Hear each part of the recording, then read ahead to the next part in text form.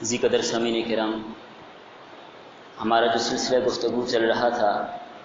اسلامی طریقۂ معاشرت کے حوالے سے، اس کی 29 اقساط گزر چکی ہیں۔ آج اس کی قسط نمبر 30 آپ کے سامنے ہوگی۔ گزشتہ قسطوں میں انسانوں کے حقوق، اہل اسلام کے حقوق، آپس میں ایک دوسرے کے حقوق کیا ہیں، اس کے حوالے سے آپ کے سامنے گفتگو ہوئی۔ آج کی اس نشست میں گھر کا تعمیراتی خاکہ کیا ہو، اس حوالے سے گفتگو ہوگی، کیونکہ اسلامی معاشرے میں گھر بھی ایک بنیادی ضرورت ہے۔ جس طرح ہر آدمی کو اپنی ضروریات زندگی کے لیے کھانے پینے کی، لباس کی ضرورت ہے، تو اسی طرح ہر آدمی کو اپنے گھر اور مسکن کی اور رہنے کے لیے بیت کی بھی ضرورت ہے۔ عموماً ہمارے معاشرے میں اس بات پر گفتگو بھی بہت کم ہوتی ہے، اور اس کا علم بھی لوگوں میں بہت کم ہے کہ کیا اسلامی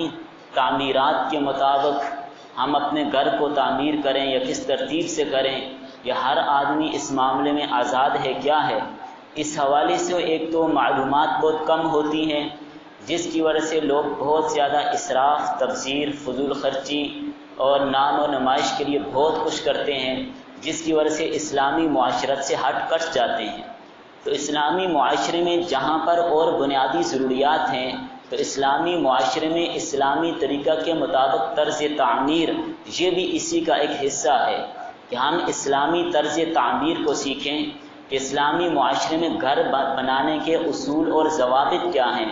گھر کیسے بنایا جاتا ہے۔ اور یہ بات تو آپ سبھی ہی سمجھتے ہیں کہ گھر بنانا ہر آدمی کی بنیادی ضرورت ہے۔ شروع ہی سے ہر آدمی کی سوچ اور فکر رہتی ہے کہ میں کوئی ایسی ترتیب کروں کہ اپنے لیے، اپنے بیوی بچوں کے لیے گھر بنا لوں۔ ہر آدمی کی یہ سوچ ہے۔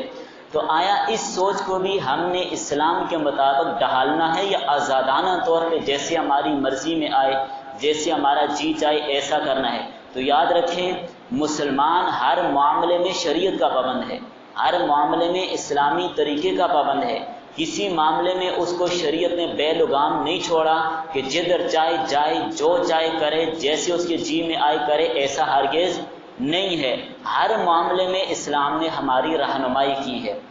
تو آج کی یہ گفتگو انشاءاللہ آپ کے سامنے میں ذکر کروں گا، تو آپ سمجھ جائیں گے کہ اسلامی معاشرے میں گھر کی اہمیت کیا ہے، اور گھر کی تعمیراتی خاکہ جو ہوتا ہے وہ کیسے ہونا چاہیے، اس کی کیا ترتیب ہونی چاہیے۔ کیونکہ گھر روز روز تو بنتے نہیں، ایک بار بنانا پڑتا ہے۔ تو جب آپ ایک بار گھر بنائیں تو وہ ایسا بنے کہ اس کے اندر کوئی کمی باقی نہ رہے، اس میں کوئی عیب اور کوئی نقص باقی نہ رہے کہ بعد میں جس کی وجہ سے آپ کو پریشانی یا پشیمانی ہو۔ اس کی بہت ساری وجوہات ہیں، کئی وجوہات کی وجہ سے پریشانیاں اور پشیمانیاں بعد میں اٹھانی پڑتی ہیں، کیونکہ اس معاملے میں ہر آدمی مبتدی ہوتا ہے، ابتدا کرنے والا ہوتا ہے، پہلی بار گھر تعمیر کرتا ہے، پہلے اس کا تجربہ نہیں ہوتا، پہلی دفعہ گھر بنوا رہا ہوتا ہے، تو بہت زیادہ دھوکہ کھا جاتا ہے، مار کھا جاتا ہے، جھوٹ میں، دھوکے میں، فراڈ میں آ جاتا ہے، اور بعد میں پیسہ بھی اپنا ضائع کر بیٹھتا ہے۔ وہ تعمیرات اب بدل بھی نہیں سکتی۔ تو اس لیے ابتدا ہی سے ہم نے سوچنا ہے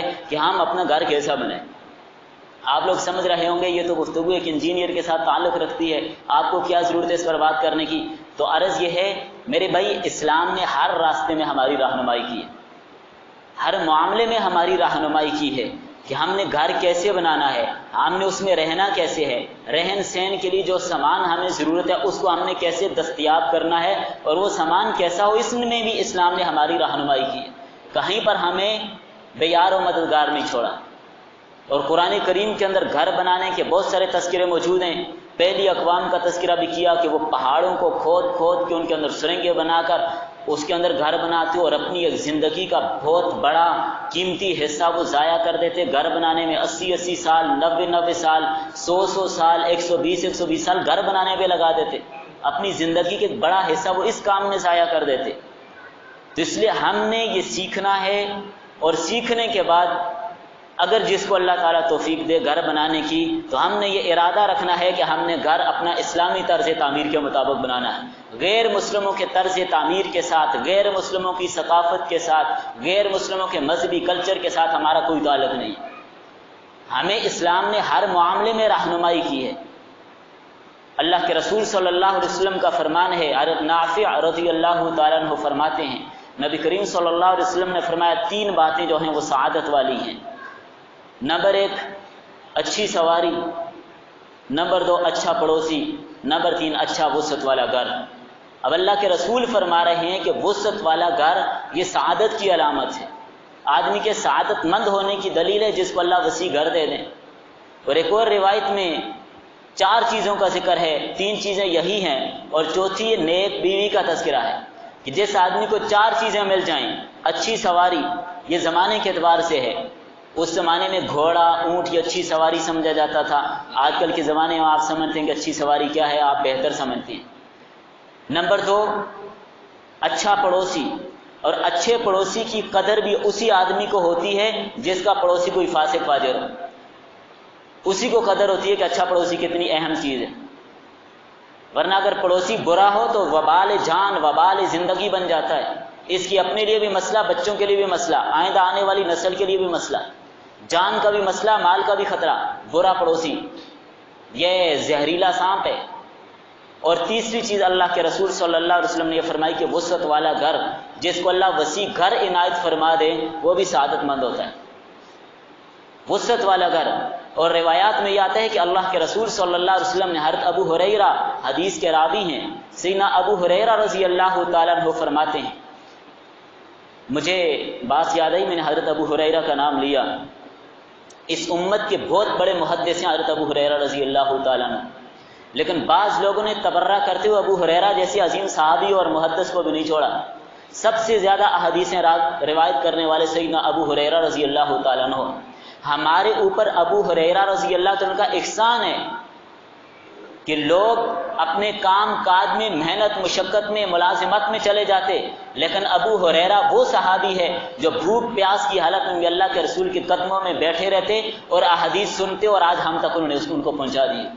لیکن لوگوں نے ان پر بھی تبرہ کرتے ہوئے نہیں چھوڑا۔ کہتے ہیں کہ ابو ہریرہ رضی اللہ تعالیٰ عنہ نے معاذ اللہ ثم معاذ اللہ بنو امیہ کے ڈر سے، اور حضرت امیر معاویہ ورنہ ان کو قتل کر دیتے، اس ڈر سے انہوں نے حدیث کا بہت ذخیرہ چھپا دیا۔ اس سے بڑا تبرہ اور کیا ہوگا؟ 2 صحابہ پر اسے ایک بات میں الزام لگایا۔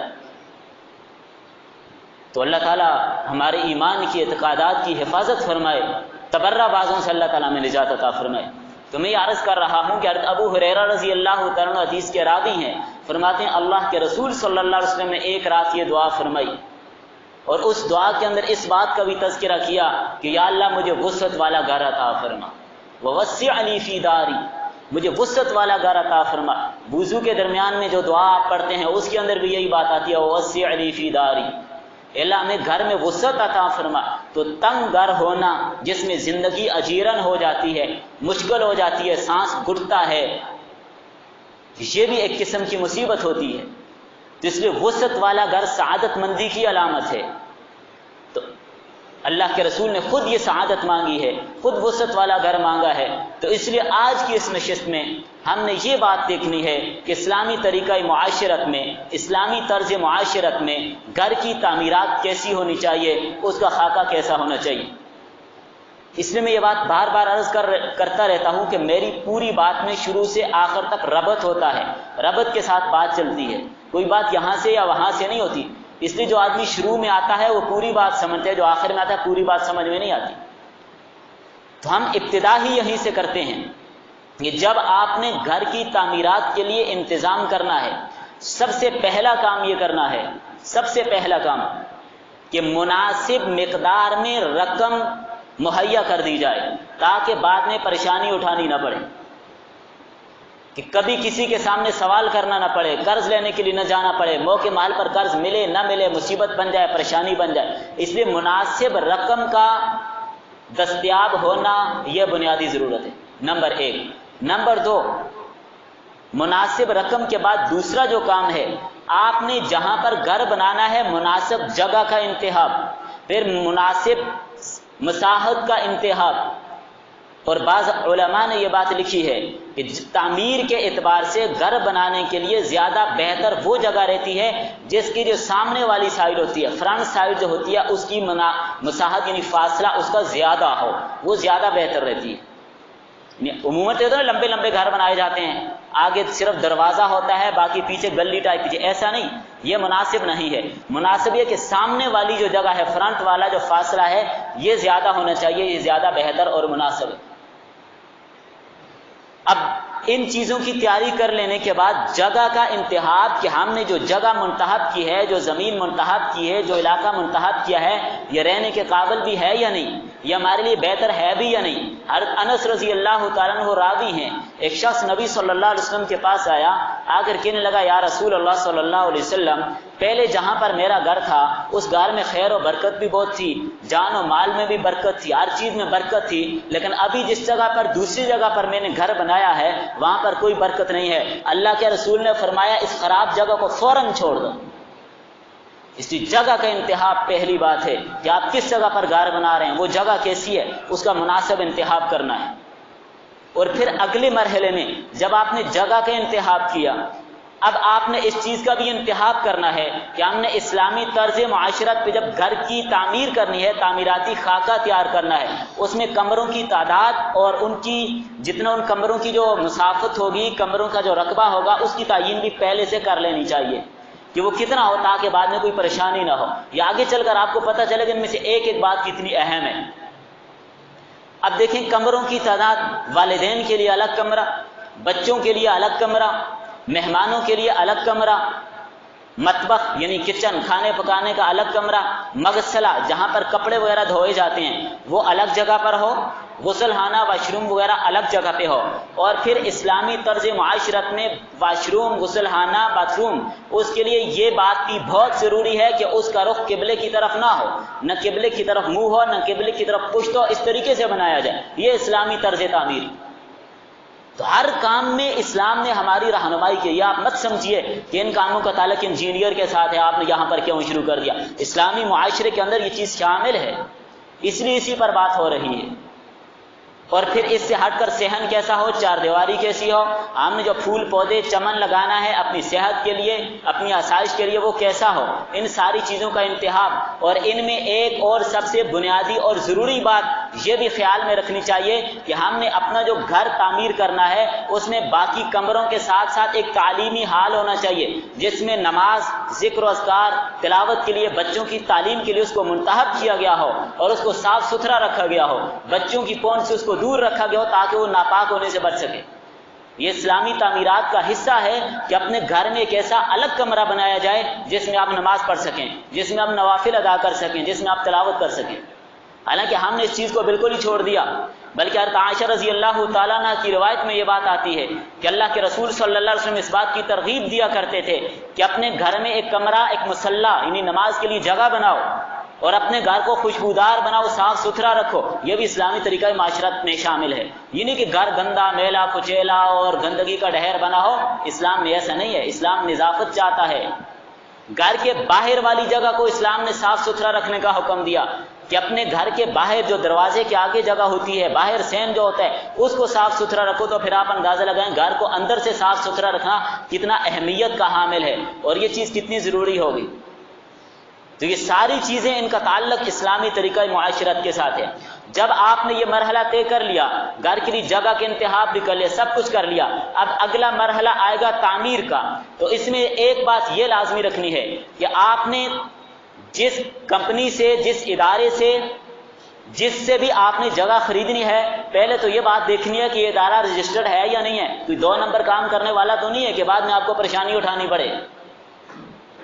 اور کاغذات مکمل ہوں، کوئی کاغذ اس کا مشکوک نہیں ہونا چاہیے تاکہ بعد میں آپ کو پریشانی نہ اٹھانی پڑے۔ ان چیزوں کا امتیاز اور تعین پہلے سے کر لینا ہے تاکہ بعد میں کسی طرح کی کوئی پریشانی نہ ہو۔ اور پھر آپ نے جو سارا کام کر لیا اس کی تحریر موجود ہونی چاہیے تاکہ بعد میں کوئی پریشانی اٹھانی نہ پڑے۔ یہ پوری باتیں آپ غور سے سنیں۔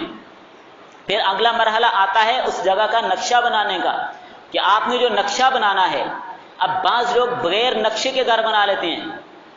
بات سمجھیں، اس میں پریشانی اٹھانی پڑتی ہے، مسائل پیدا ہوتے ہیں۔ بعد میں خیال آتا ہے یہ کمرہ یہاں نہیں وہاں ہونا چاہیے تھا، واش روم یہاں نہیں وہاں ہونا چاہیے تھا، اس کی اونچائی اتنی نہیں اتنی ہونی چاہیے تھی، اس کا سائز لمبائی چوڑائی اتنی نہیں اتنی ہونی چاہیے تھی، پھر پریشانی بنتی ہے۔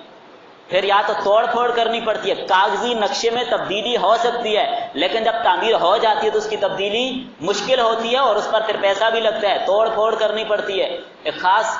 بڑا حصہ رقم کا ضائع ہو جاتا ہے۔ اس لیے نقشہ پہلے بنا لینا ہے تاکہ بعد میں پریشانی نہ ہو، اور اس نقشے میں ہر چیز کی تعیین ہونی چاہیے کہ ہماری کل، اور جو نقشہ بنانے والے ہیں ان کو ساری جگہ کا صحیح سائز بتا دیا جائے کہ کل ہماری جگہ اتنی ہے، ہم نے اتنے کمرے بنانے ہیں اور ہر کمرے کا یہ سائز رکھنا ہے، اور ہم نے لائٹیں اتنی لگانی ہیں، سیڑھیاں اتنی لگانی ہیں، ہر چیز کا تعین کر لیا جائے تاکہ وہ نقشے کے اندر مناسب مقدار کے حساب سے وہ کمروں کو تشکیل دے سکے اور ہر چیز بتا سکے اس میں، تاکہ بعد میں کوئی پریشانی آپ کو نہ اٹھانی پڑے کہ ہماری گاڑی بھی ہے، ہم نے گیراج بھی بنانا ہے، گاڑی بھی کھڑی کرنی ہے، باقی مسائل بھی ہیں، ہر چیز نقشہ بنانے والے کو بتا دیں تاکہ بعد میں آپ کے لیے کوئی پریشانی نہ ہو۔ میں اس کو مختصر کر رہا ہوں ورنہ ایک ایک چیز میں بہت ساری باتیں ہیں، صرف میں آپ کو خلاصہ بتا رہا ہوں۔